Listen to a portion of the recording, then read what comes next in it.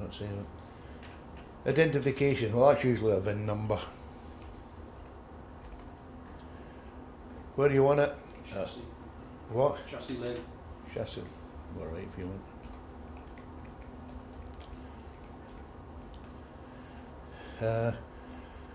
No, we don't want any dangerous goods, do we? Just makes life difficult. Name and address. Where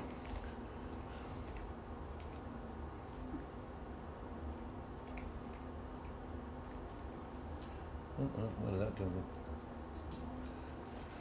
Right. Where we want 11.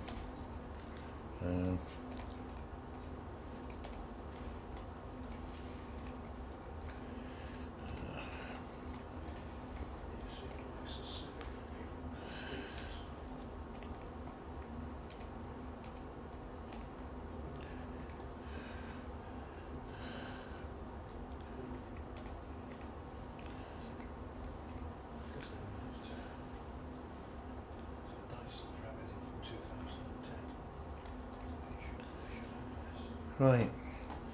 Now, effectively what you do is you keep going through all the sections, filling in the information that's relevant to you. But in the majority of cases, the sections 3 through to 8 are all in transmission, power plant, steering, electrical, whatever, which are not really applicable to you. So I've said here, what effectively you want to do is go straight to section 9. Well, I'll go through here, just to give you an idea, you know, what it looks like, the various bits and pieces. Power plant, internal combustion engine. What's intercooler got to do with a bodybuilder? Nothing. Doesn't want to get involved in that. Electric vehicles. Anti-lock braking, nah, I don't think you want to worry about, don't do anything to braking. Body work maybe.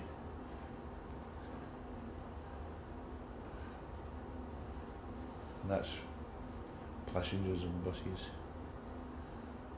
So you've effectively jumped up to section 9.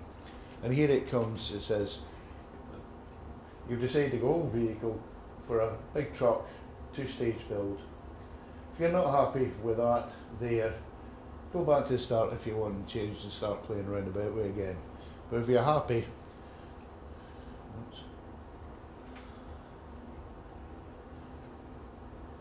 in section 9, what it will come up with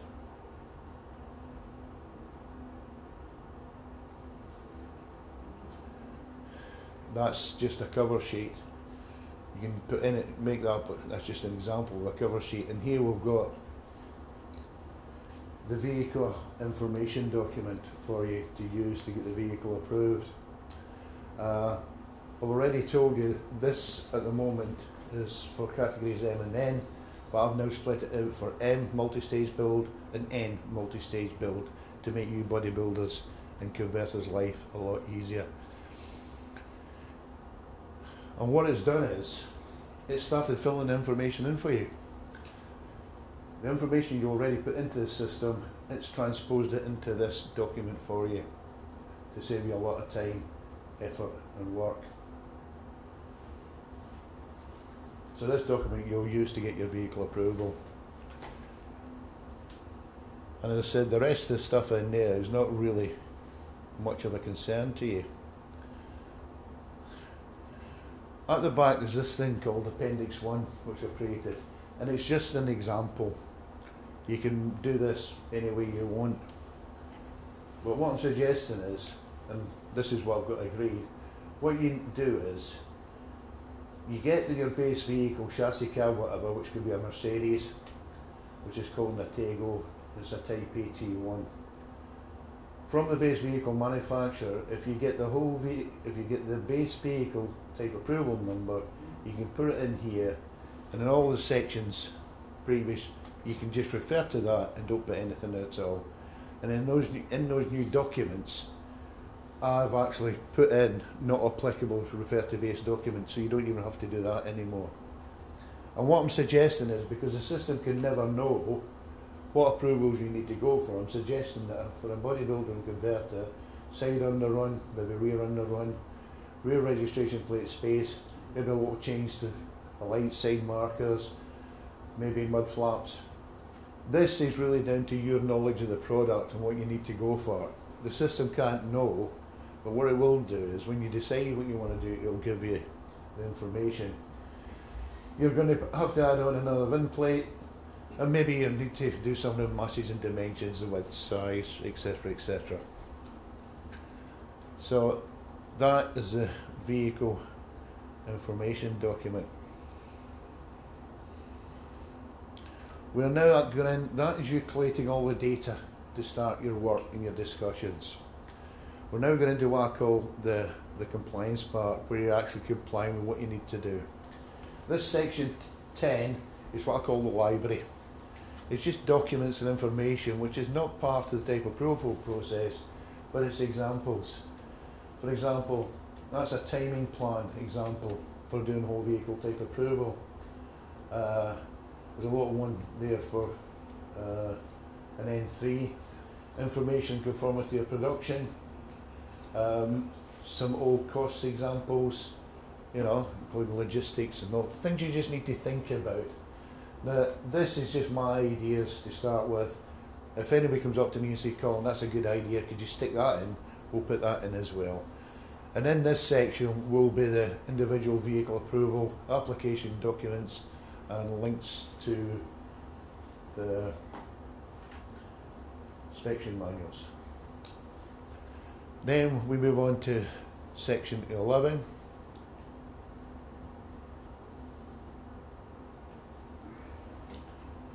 Oh, one thing I should have managed, everything I'm showing you up here, you can save into your own system. Right? It will be held in the centre guide, but you can also copy it into your own system and save it in there. What this is a list of all the directives and the equivalent UNEC regulations for an N3 European whole vehicle type approval application. This is, if you go into the legislation, it's in 4 different sections. You need to pull it all together, and even when you see the requirements for this, it's written for all categories. It's a big table. It's got passenger vehicles, buses, trucks, trailers. So you've quite literally got to scan down this and see what's applicable to you. We've already done it. It's there. You don't have to troll through there. That's a complete list, and it will be continually updated as the new information comes along. So this is the document, everything for that type of vehicle. But you probably only have to deal with a couple of things like fuel tanks, rear underrun, etc. So what it says here is save this document, have a look down, see what's applicable to you, and just put a little mark in this column here to give you a note of what you need to deal with. The reason for that being is, if you do that,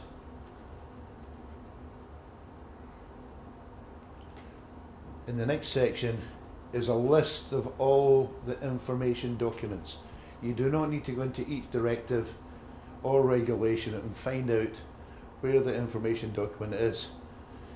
They're all listed there for you. So if you use that list from a previous section, come to here, just click on the one you want, up will come a copy which you can save. For example, I've got to admit, it's not 100% complete. They keep bringing in new ones like 107 and stuff like that, so keeping up with it. But if I look at one that might be applicable, where is that? Right, there's one there. Open.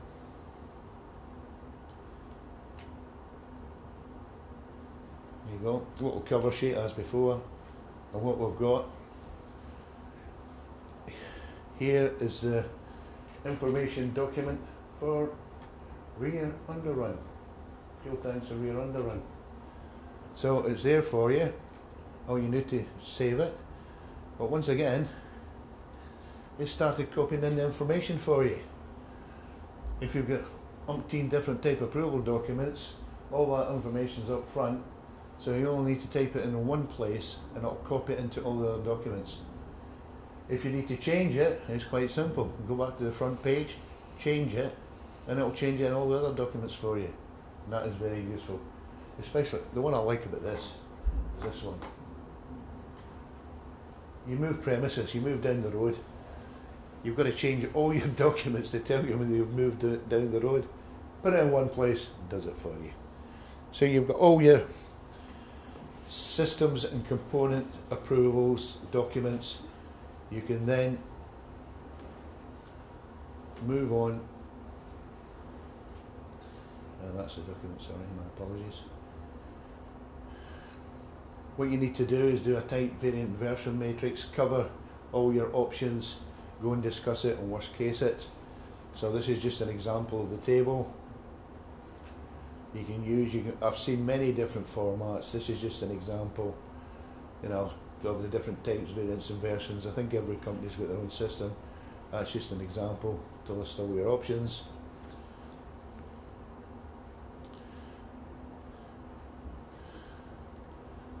So when you want to do your vehicle approval, you've got to go along to the Type Approval Authority with a complete list of your approvals for that vehicle so that they can check the approvals against the vehicle. And once you've done all that, you will be issued with a vehicle approval if you've done everything. So you've got your vehicles approved. You need to write. It's a complete edge, sorry. You need to create and write what's called a certificate of conformity. Once again, there's about 20 odd different certificate of conformities, but this is a one only for your N3. So you can save this into your system, and for every vehicle you complete, you can fill one of these in to go with the vehicle. Once the vehicle's finished, it's got a certificate of conformity, down to DVLA, register the vehicle, job done. Thanks, Colin. Okay, you've seen the system in operation. Now let's speak to some end users to see how they've been getting on with the SMMT's Centre Guide. We use Centre as a very good tool to determine various types of seating layouts. We use it to control the escape hatches, where we've got to put them in the correct position. Also our different types of door configurations, we use Centre to help us on that side of it. And therefore we find that Centre has made it very, very simple for us to control. As you can see, we've got a couple of vehicles here, one a tractor unit and one a rigid. The rigid would normally leave the factory as an incomplete vehicle and have the body fitted in the UK. That body has to be type approved, and Centre is a great help for that process to take place for the bodybuilder. The tractor unit would normally leave the vehicle as a complete unit, a complete vehicle with the fifth wheel fitted. Again, if the fifth wheel was fitted in the UK, Centre would help that process to take place. For the bodybuilder, of course, there is quite a bit involved in terms of administration, from the lighting aspect down the side of the vehicle to the lighting of the rear, and of course all the mud wings and such like down the side of the vehicle. But of course on a 3.5 tonner, as this is, you haven't got side guards that you would have on a 7.5 tonner, and you haven't got rear underrun, obviously, that's involved. Now this would normally take about 3 to 4 hours for a bodybuilder to complete, which is a lot of administration time. And of course with Centre, then because of the time that's involved, which is a lot less in working through it, probably half an hour, then of course your costs are reduced in the bodybuilder, but of course the overall administration that's involved and all the paperwork obviously reduced, because it can be extremely onerous for a bodybuilder, being at the tail end of a chain as such, from the chassis guy to do a whole vehicle type approval. So there you have it, 3 satisfied users. If you want to find out more about Centre, go to the SMMT website into the Centre section. Thank you.